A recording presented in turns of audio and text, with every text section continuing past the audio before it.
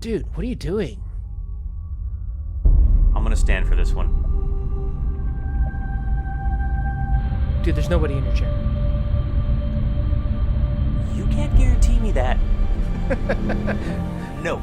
That seriously is like the scariest part about this is like, what's your defense against this fear? Like, are you going to bring around a poker and poke every chair? Or like, you're going to deconstruct a chair before you sit in it? Like, After I was done reading this, I went back to your message and I understood what you sent me, and I was like, OMG, I'm never sitting down again. You ever seen those people that like they never sit, they don't sleep laying down, like they stand forever? That's me for the rest of my life now. well, now we know why the Japanese always sit on the ground. All right, I'm gonna sit down. Welcome to the CodeX Cantina, where I am Una. And I'm sitting down now, Crypto. If you are new to the CodeX Cantina, we take some of the most important stories that have influenced even today's writers. If you're down for a conversational approach to literature, hit that subscribe button to join us. And as always, we start off with publication information. The Human Chair was published in 1925 in Kuroku magazine and is a Japanese mystery horror short story. Freak you out. You're gonna cry after it. I'll leave a link down in the description where you can listen for free, and you're going to get your heebie-jeebie on. Our copy was translated by James B. Harris, and he actually did a couple of Ranpo short stories that if you're looking to pick up more about this author, which I hope you do after reading this short story, he's the guy to go see. So Ranpo is an interesting Japanese author. Well, I'll say known in Japan, where outside of Japan, he's just really ignored. Like, he's not acknowledged in literary circles nearly on the same level as like Edgar Allan Poe or Agatha Christie. But he writes horror and mystery and kind of one of those, I don't want to say unfound gems, but outside of Japan, he's not celebrated nearly as much as he is in the country. That's the vibe that I got immediately after reading this, was like, wow, this guy's like the Japanese Poe. It just had the Telltale Hearts vibe to it the whole time. And with that ending, it was just like the rug pulled out underneath me. And I'm like, oh, this is so good. Well, here's an interesting thing. Have you ever heard how a Japanese individual may pronounce Edgar Allan Poe? Because you know how they have a different phonetic way of pronouncing words. Is it going to sound like the guy's actual name? Edogawa Ranpo. Edogawa Ranpo. That sounds like the guy's name. Yeah. That's crazy. So his name You're not making this up. His name is like a phonetic play on Edgar Allan Poe. So is that his real name, or did he do that on purpose? That's a good question. I'm not sure. That's a really random coincidence. And then to actually write like him, if not. But I don't know his real name, if that isn't his real name. But I will say that he has a lot of similarities to Poe's writing, as we're discussing. Yeah, just the comparisons just seem to be never ending here. I couldn't get over the bleakness and the grotesqueness and the just the feeling that this was that American horror feel of Poe. But it isn't, and it has its own uniqueness to it as well that I thoroughly enjoyed. Yeah, the main character is just really interesting to me in terms of themes. We got to talk about lookism, right? This is one where this guy is so absorbed into his craft, both literally and figuratively. But, we have this quote that's just, first, let me explain that I am ugly beyond description. Please bear this fact in mind. Otherwise, I fear that if and when you do grant my ultimate request and do see me, you may be shocked and horrified at the sight of my face. Obviously, we're reading a translated text, but I think even the phrasing of this is incredibly Poe-like, but it also kind of brings in some of that class divide and ambition. This felt like a fantasy to me of this man. What would he, how would he, in a very grotesque and interesting way, live out the things that he couldn't have, which is connections and higher class opportunities? What I think that is so cool about this writing style is that he gives you no real description, but we've already said that it's grotesque, that it's horrible, it's horror, and we've given it a praise to being the level of Poe writing, yet the descriptions there of this ugly guy, it doesn't say that he has warts, doesn't say that he's disfigured in some specific way with a scar or missing his jaw or anything. all of this is just in your and Mai's head, which makes it even more brilliant writing because we've done it to ourselves. And he keeps doing it. And then the ending, he's done it like he's done it to like the nth power. Oh, it's so crazy good. That's a really good point because we assume based on his word, which he may be an unreliable narrator and maybe he just believes himself. Like, you know how some people believe themselves to be worse than they actually are? That's a very gothic trope, I guess, as well. Is it really bad as this character makes it out to be? Yeah, and you're going to make it out to be that much worse. And I think that's where the brilliance of this writing comes into play and why that if you like horror stories or even something that hints at horror, you're really going to enjoy this one. Let's jump into the plot. Yoshiko, a young female author, sits down in a nice comfy chair to read letters she's received from other young authors to offer them critiques. She opens a letter that is a confessional of sorts. The writer is a furniture maker and is absorbed by his work as he has no close connections to family and is self-described as ugly. After completing his masterpiece chair, he reshapes the inner structure of the chair to allow one human being to live inside of it. With his arms through the chairs, arm holders, whatever they're called, his feet folded down so that someone could sit neatly on his lap, and then his face pressed up against the back of someone's neck. He lived in this chair. He packs food and water and even a way to escape from the chair at night. The chair is soon brought to a hotel where the unknown patrons sit upon the chair and the chairmaker inside it. He becomes familiar with the people at the hotel and claims to recognize people by the shapes of their bodies and smells.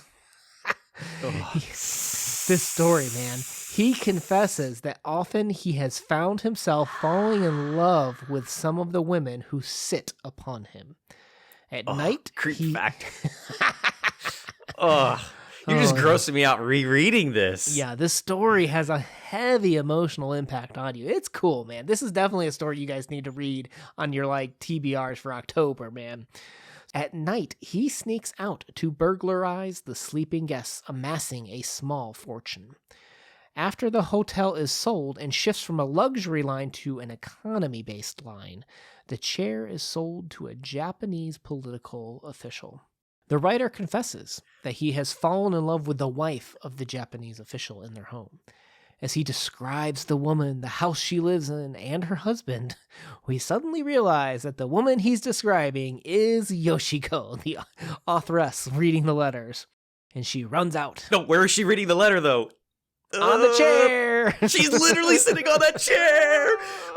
And you don't know if he's in there right then!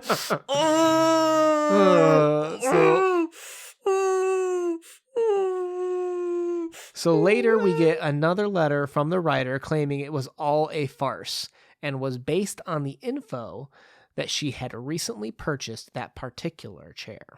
And he's going to name it The Human Chair, which is the name of this story. Oh, is this real? Did this happen? Yeah, Did this happen, Una? Did it? It's like the story within a story of a story. It's a frame narrative, but it's kind of also one of those things of is it really? Or is this just an excuse and he actually did it? A lot of ways to take this story, much like a lot of Poe's writing. I'm sorry I don't want to demean Ranpo by comparing him to Poe. It's meant to be flattering, but the stylistic comparisons of this piece, it's unbelievable the story isn't more popular than it already is. This one, how is this one not made into a movie? This would be an awesome horror Halloween-esque creep vibe movie. It really would. Maybe it has been. This story is awesome. If you haven't picked up on it, you guys need to read this. But the opening line, I went back and read this again because I enjoyed it so much. And I just love how Ranpo just sneaks this in. But it says, Yoshika saw her husband off to work at the Foreign Office at a little past 10 o'clock. And then a couple sentences later, they call him the diplomat. So he left these little clues all along that he was a governmental Japanese official. As we kind of got to that part of the story before the big reveal, he left clues that you could have made assumptions before even getting to that part of the story. Yeah, it's a little bit horror mystery. There is definitely some good foreshadowing, but it's hard to pick up on because you're very confused that first read through of kind of what's going on. What is this guy doing? Is this for real? What the heck is this? And then the pieces finally start to fall into place towards the end of the story. Well, you're just pulled into the story. In the same way that this, I mean, it's a very meta story where Yoshiko, when she's reading this letter, she's like, there's no byline. There's no title. Like, she's just pulled into like a confessional letter. And it's the same thing with us as the reader. We're just immediately thrust into the story, trying to figure things like, wait, what's going on? Like, he's ugly. Like, it's amazing how quickly this story accelerated. And then boom, it just immediately slows down into this super creepy, slow descent of madness where even this main character, this author, the narrator, and I don't know what to call him, he self-admit is like, I might be losing my mind. Like, he quotes, again, my imagination began to play its usual tricks, raising strange fancies in my mind. It just, in my head, everything was so vivid, even with all these few details. I could picture this very ornate chair sitting in a hotel lobby and all these guests sitting in it day after day. And I could picture this guy, slowly opening it and creeping out at night, poking his eyeball out, trying to look and see if anybody's around and sneaking off to go to the bathroom, and I could just picture him underneath there smelling the people and having this like elated face. It just, I don't know, it draws you in to where you are creeping yourself out and you don't even realize it. And that is the true testament to a great piece of literature. Yeah, this can be 100% enjoyed without some of the breakdown that we'll do today. But I think you can enjoy it even more understanding even kind of some of the other things that this piece says. I really like, I don't know if you picked up on this, but there's a lot of class and ambition commentary in this. He'll have quotes where he'll say, had I been born into a well-to-do family, I might have found the power with money to ease the torture of my soul brought on by my ugliness. Or perhaps if I had been endowed by nature with artistic talents, I might again have been able to forget my bestial countenance and seek consolation in music or poetry. I would never have known this was translated. That is incredibly lyrical writing. And in those two quick little snippets right there, right? We talk about how, class rising up and down. Had he been born into that, he could, with power, crush and buy what he wanted.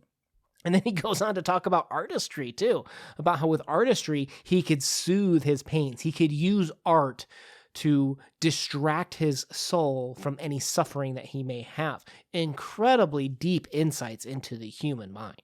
Isn't that the truth, though? That if you are powerful, people overlook certain aspects of your personality or your physical physique, or if you're famous and you are a famous musician, suddenly your ugliness doesn't matter. It's that you're this super famous musician and you're hot no matter what your looks. It morphs people's, literal perception of you. You don't look the same that you do, and that he's perceiving people different by sitting in this chair because he can't see them. He can only basically feel them and smell them, and he is having to create what these things look like and by people smell like. And we do that the same thing as well based on people's fame or money. It is very, very meta. It's so interesting too, because as he's like building his confidence, is that how I'm supposed to describe this? Like, he's getting closer with people because if we recall, his ugliness is what kept him separate, self-proclaimed, from other people, right? He wasn't close to any family or any friends, like they said that earlier in the story, that this is the only way in a very creepy manner that he can actually start to feel a little bit more closely connected to someone, since he doesn't have the money and power to buy it. He use his artistry to that paragraph's second point to integrate himself basically underneath them, feeling the curvatures of their spines and the lumpiness of their buttocks. Oh, the story is so interesting, but also so meta too, where he's finally building confidence with them. And what's he do? He starts stealing money. He sneaks out at night, as they said.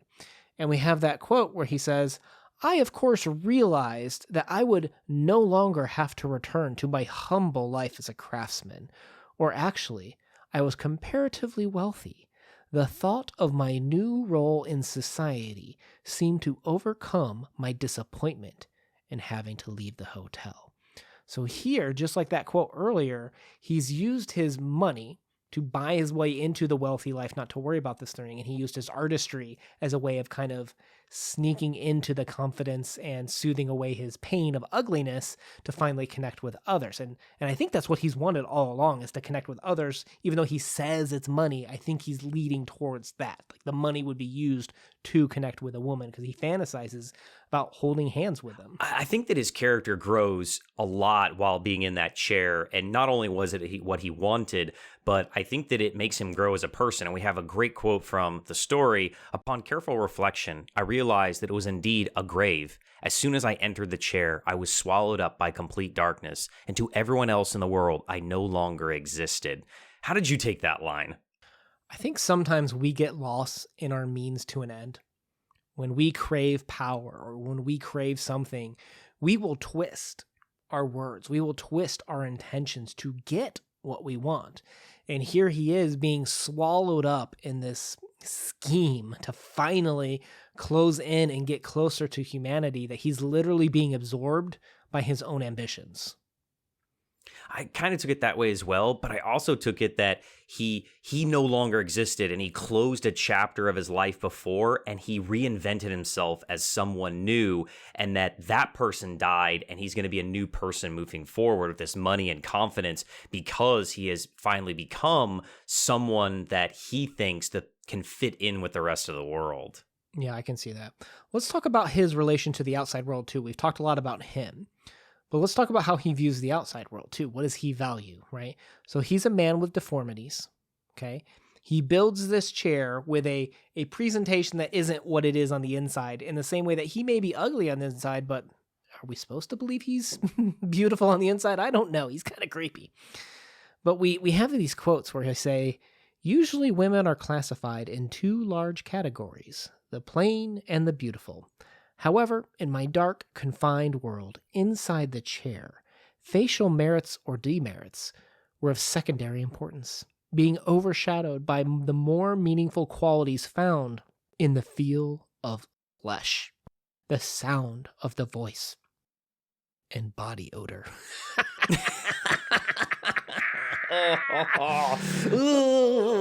Like I love how beautiful and lyrical it is. And the way it just creeps you out too. But it's deep too. Like this isn't just purple prose to creep you out. It can be that if you don't look into it.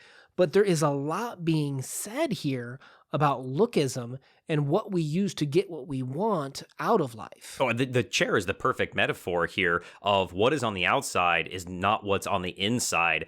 And that is true to all of us. What you see here is not the true me on the inside of how I feel or who I am or what makes me me. You're just seeing the facsimile, and that you shouldn't judge people on their looks, even though we do it all the time. I think that he's trying to make a point here in the story is don't judge people on what they look like, because there is something more meaningful underneath. Just like that pretty chair, there was something more meaningful underneath, a whole person.